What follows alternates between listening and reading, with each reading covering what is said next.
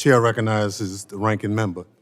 Thank you, Mr. Chairman, and thank you all for your testimony today. And as you were speaking, it just occurred to me how important this committee is and how important each of your respective work is. And it's our job to do oversight, and sometimes it's unpleasant. But the bottom line is we must never forget that you're at the head of keeping this country safe. And I appreciate all the efforts of all of you. Sometimes you stumble like we all do, but it's also time to say thank you for what you do and how you do it. And, you know, when you hear about all the threats, it's hard to really distinguish one as the ubiquitous threat. But it seems to me that one of the most pervasive threats that exists now that wasn't really on our radar 8 years ago when I came in to Congress was a cyber issue.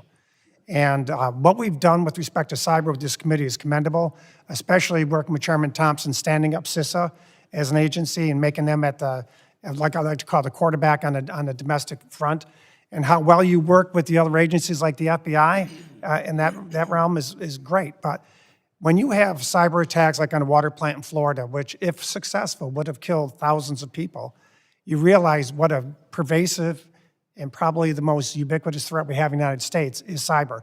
So in that realm, I'm very heartened to see how CISA has stepped up working in conjunction with the private sector as a partnership. It's not a regulatory type setting. It's more of a exchange of information and how well you work with the other agencies, including the FBI as well. So that's great. So Chairman Mayorkas, I just want to ask you, what's your vision for CISA going forward, given the current threat environment and how important it is that we make sure CISA is strong and grows? Ranking Member Katko, let me just thank you for your co-leadership of this committee and your service.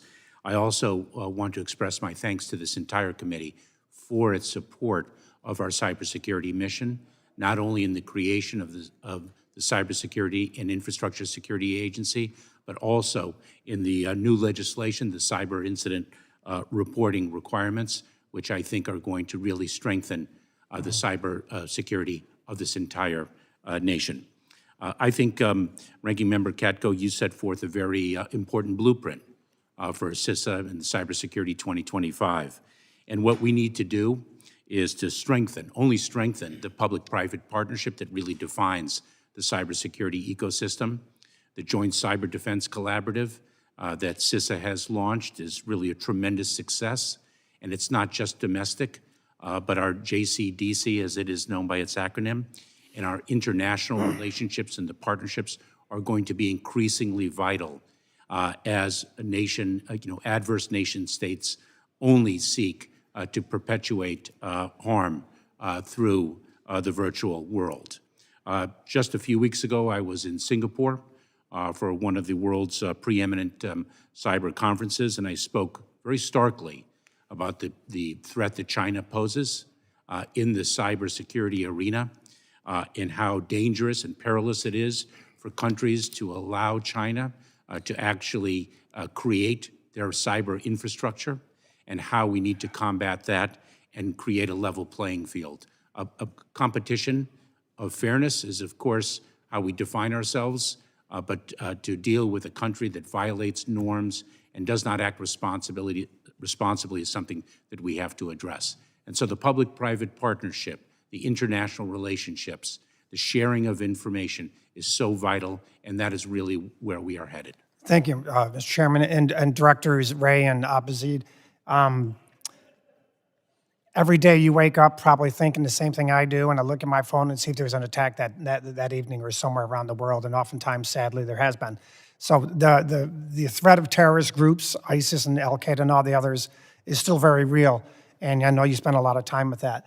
And I just wish you could comment real quick and tell me if that threat matrix has changed since we left Afghanistan. Is Afghanistan becoming a breeding ground again? Is it more of a concern again? And I'll start with Ms. Abazid, please, briefly. Yeah, I would say that from Afghanistan, the threat that I'm most concerned about is actually from the ISIS affiliate, the ISIS Khorasan affiliate. That's a group that has demonstrated a very significant capability against the Taliban in Afghanistan right now. They have conducted some attacks outside of Afghanistan in the immediate environs, and I am worried about their ambition for greater and wider spread attacks. And so it's a top priority for us. Director Ray.